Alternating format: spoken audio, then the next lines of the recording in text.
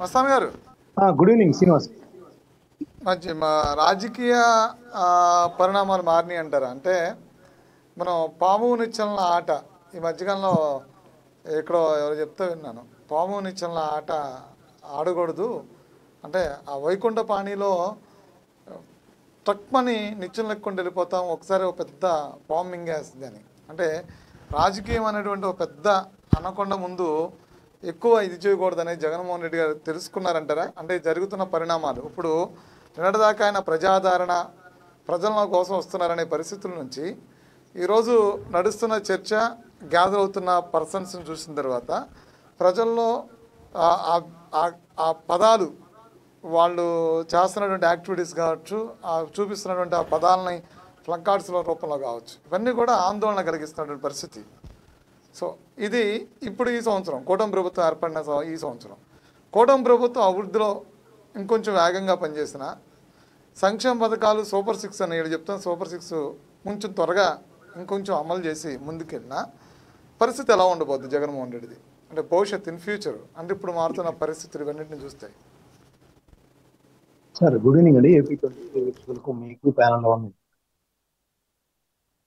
ఇప్పుడు జగన్మోహన్ రెడ్డి అధికారం కోల్పోయిన తర్వాత కూటమి సర్కారు హామీల అమలులో వైఫల్యం చెందిందో అనేది ఒకటి, శాంతి భద్రతల విషయంలో కూడా ఘోర వైఫల్యం చెందినగా ఆయన అడుగులేస్తా. ఇంకోటి ఏంటి, ఆయన సూపర్ 6 హామీలనే కాదు, ఆరోగ్యశ్రీ కావచ్చు, ఫీజు రీయింబర్స్మెంట్ కావచ్చు, వీటికి సంబంధించి కూడా కూటమి సర్కారు వైఫల్యం చెందింది అనేది ఆయన చెప్తున్న మాట. సో ఆయన చెప్పడంలో తప్పు లేదు. ఆయన ప్రతిపక్ష హోదా ఇవ్వనప్పటికీ కూడా ప్రధానమైన రాజకీయ పార్టీగా కూటమి సర్కార్ తర్వాత అసెంబ్లీలో 11 స్థానాలున్న పార్టీగా వాళ్ళకి హక్కు ఉంటుంది. వాళ్ళు ప్రజలను చైతన్యవంతులు చేయొచ్చు, దాన్ని ఎవరు కాదనలేని సత్యం.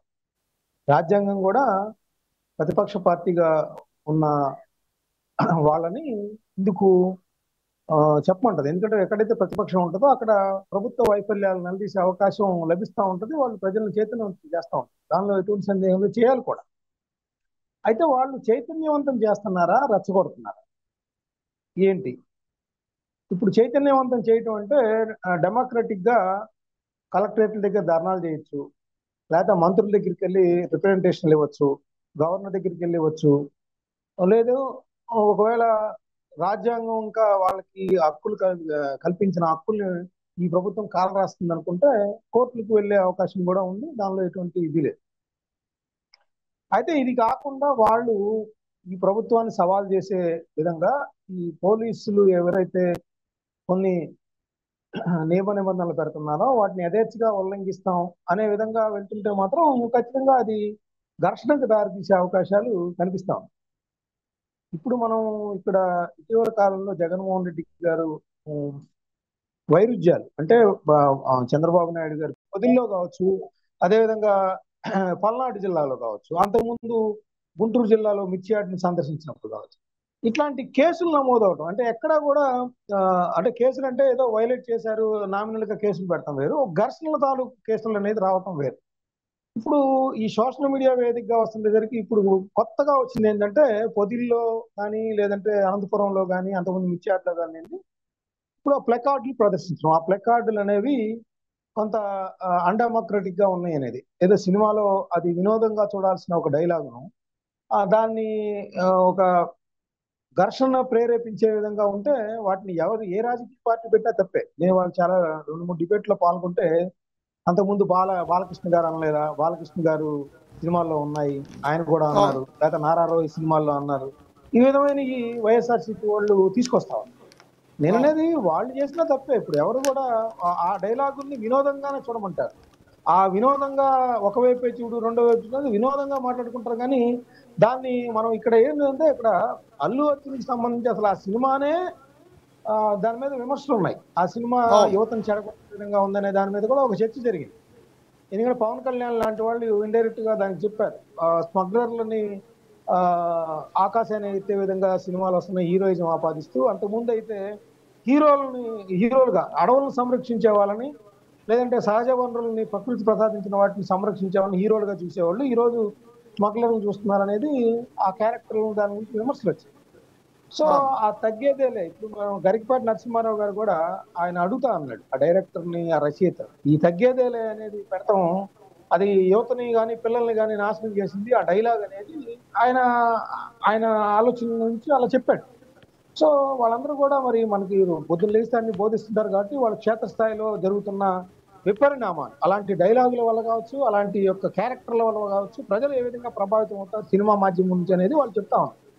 సో అవును. అలాంటిది ఏమవుతుందంటే నిన్న అలా అక్కడ ప్రదర్శించడం వెనక, ఆ ప్రదర్శించిన దాన్ని నిన్న విలేకరులు జగన్మోహన్ రెడ్డి గారిని అడిగిన నేపథ్యంలో ఆయన అది వినోదంగా చూడాలపా, దాన్ని ఏంటి అది తీసేయచ్చు, మనం అయితే డెమోక్రటిక్ గా మనం నిరసన తెలియజేయడానికి అక్కడ వెళ్ళాము, లేదంటే అక్కడ ప్రజల నుంచి ఆ విధమైన నిరసన ప్రభుత్వం మీద వ్యక్తం అవుతుంది అనేది చెప్తే వేరు.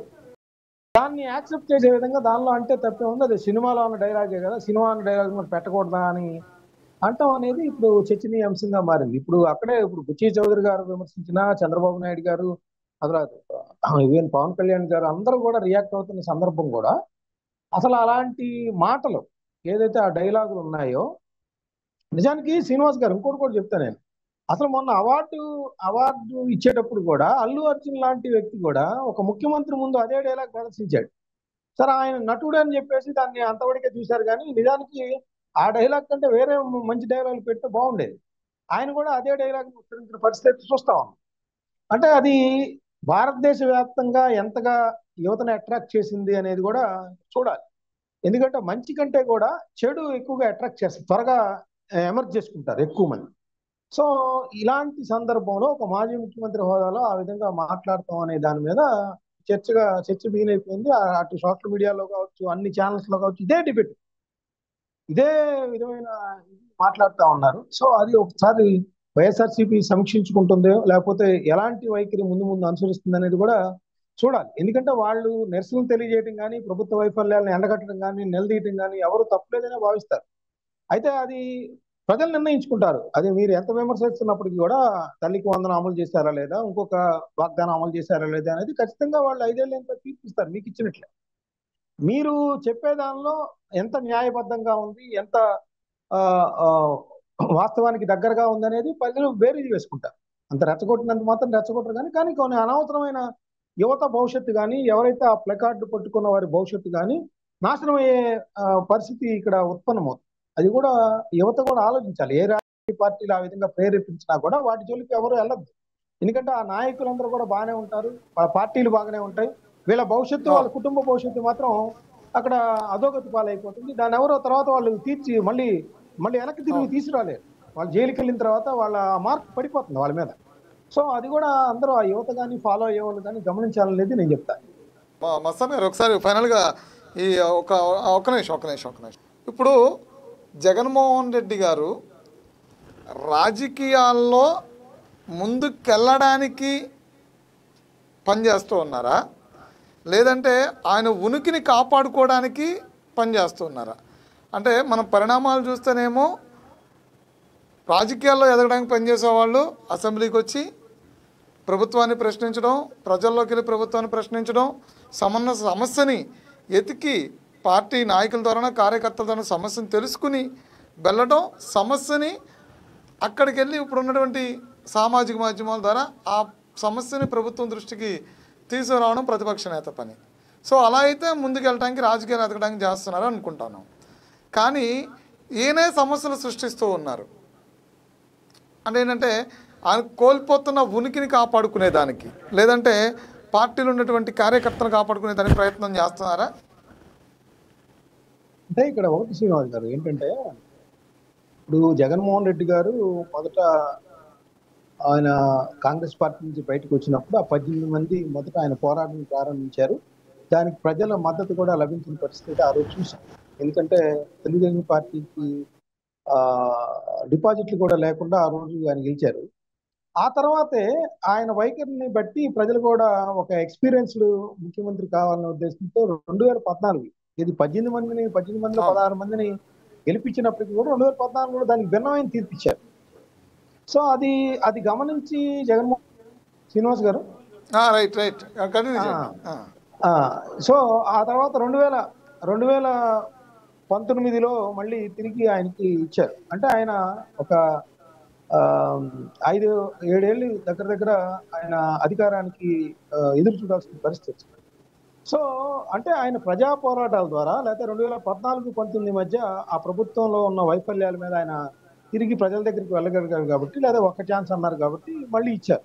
ఇచ్చినప్పుడు మళ్ళీ ఇప్పుడు ఆయనకి అధికారం ఇచ్చారు. అధికారంలో ఆయన ఏ విధంగా వ్యవహరించారు, ఆ లా అండ్ ఆర్డర్ పరిస్థితి, ఆయన అప్పులు తీసుకొచ్చిన పరిస్థితి, లేదా ఆయన వ్యవహరించిన శైలి, వాళ్ళ మంత్రివర్గ సహచరులు వ్యవహరించిన శైలి, వాళ్ళ ఎమ్మెల్యేలు వ్యవహరించిన శైలి, అవినీతి, ఇవన్నీ కూడా వెరసి ఆయన 11 స్థానాలకు ఎదిగారు. సో ఇప్పుడు మళ్ళీ ఆయన తిరిగి వాళ్ళ పార్టీని పునర్జీవింపజేసుకుంటానికి ప్రయత్నాలు ప్రారంభిస్తున్నారు. అయితే ఆయనకున్న ముందేంటంటే అష్టబంధంలో ఉన్నారు. ఒకటి, ఆయన పార్టీ పెట్టిన నాటి నుంచి ఉన్న వాళ్ళందరూ కూడా చుట్టూతా ఉన్న ఒక 10 మందిలో 7-8 మంది వెళ్ళిపోయారు. మళ్ళీ కార్యకర్తలు నమ్మకం కూడా సన్నగిలుతున్న పరిస్థితి కూడా ఉంది. సో ఇంకొక పక్కనేమో కేసులు తరుముకొస్తా ఉన్నాయి. అంటే ఒక ఒక ఒక దిక్కుతోచిన పరిస్థితిలోకి వైఎస్ఆర్సీపీ వెళ్ళిపోతా సంక్షోభాన్ని ఎదుర్కొంటారు ఒక రకంగా. అఫ్కోర్స్ ఇప్పుడు వాటిని అధిగమించడానికి నిరసన ప్రదర్శనలు చేస్తున్నారా, లేకపోతే పరామర్శ యాత్రలు చేస్తున్నారా అనేది కూడా చర్చ. అయితే ప్రజాస్వామ్యంలో ఆయనకి ఎప్పుడు కూడా నిరసన వ్యక్తం చేయడానికి ఎప్పుడు అవకాశం ఉంది. ఎందుకంటే తెలుగుదేశం పార్టీని ఆ విధంగా, లేకపోతే జనసేనని అనగదొక్కినప్పుడు ప్రజలు ఏ విధంగా వాళ్ళకి పట్టం కట్టారో కూడా చూడొచ్చు. సో అదే విధంగా ఇక్కడ తెలుగుదేశం ఆ పని చేయట్లా. ఆయన నిరసన వ్యక్తం చేయడానికి అన్ని ఆయన ఈరోజు ఢిల్లీలో ధర్నా చేసినప్పటి నుంచి 15-20 రోజుల్లోనే అధికారంలోకి వచ్చిన కూటమి సర్కార్ అధికారంలోకి వచ్చిన 15-20 రోజుల్లోనే ఢిల్లీలో ధర్నా చేసిన దగ్గర నుంచి ఈ రోజు వరకు చూస్తే ఆయన్ని అనగదొక్కేటమో లేదా అనుమతులు ఇవ్వకపోవటమో ఎక్కడా కూడా కనపడలేదు. వాళ్ళు ఎంత రిస్ట్రిక్షన్ పెట్టినా ఆయనకైతే అనుమతి అయితే ఇస్తున్నారు, దానిలో ఎటువంటి అనుమానం లేదు. సో అది ఆయన సద్వినియోగం చేసుకోవటం అనే దాని మీద ఆధారపడి ఉంటుంది. ఎందుకంటే ఇక్కడ తెనాల్లో రౌడీ షీటర్ని సందర్శించిన సమయంలో కానీ, ఈ రోజు ఆ బెట్టింగ్ ఆరోపణల మీద ఆయన సూసైడ్ అనే దాని మీద ఆ విగ్రహం ఆవిష్కరణ విషయంలో చాలా పెద్ద ఎత్తున విమర్శలు చెలరేగాయి. ఇప్పుడు ఆ ప్లకార్డుల విషయంలో కూడా అదే విధంగా చెలరేగిన పరిస్థితి కూడా చూస్తున్నాం. సో వీటికంటే కూడా ప్రజల్ని మరింత చైతన్యవంతులు, లేదంటే వాళ్ళు కూటమి సర్కార్ సంవత్సరం అయినా కూడా సూపర్ 6 హామీలు అమలు చేయటం లేదనేది మీరు ప్రజల దగ్గరికి వెళ్ళొచ్చు, వాళ్ళు చైతన్యవంతులు చేయొచ్చు. ఇదిగో మోసం చేస్తుంది, లేదంటే వాళ్ళు సరిగా అమలు చేయలేకపోతున్నారు, మేముంటే ఇలా చేసేవాళ్ళం అని చెప్పండి, తప్పులేదు, దానిలో ఎటువంటి తప్పులేదు. కానీ ఘర్షణాత్మక వైఖరి కానీ, విద్వేషపూరితమైన లేదా ఇట్లాంటి యాత్రలు అనేది తెలుగుదేశం ఆరోపిస్తున్నట్టు వాటిని కొద్దిగా సరిదిద్దుకుంటే ఖచ్చితంగా ప్రజలకు దగ్గరయ్యే అవకాశాలు ఉన్నాయి. ఎందుకంటే ఒక సంవత్సర కాలంలోనే మనకి రాబోతా ఉన్నాయి స్థానిక సంస్థల ఎన్నికలు. ఖచ్చితంగా ప్రజల మూడేంటో చెప్తారు వాళ్ళు కూటమి సర్కారు కనుక ఒకవేళ వాళ్ళు మోసం చేస్తుందనో, లేకపోతే వాగ్దానాలు సరిగా అమలు చేయట్లేదనో ఫీల్ అయితే ఖచ్చితంగా మీకు అది కూడా చూసుకోవచ్చు. అంతేగాని ఇప్పుడు రాజకీయ ఎత్తుగడలు అనేవి అది ప్రజాస్వామ్యయుతంగానే ఉండాలనేది ప్రజలందరూ కోరు.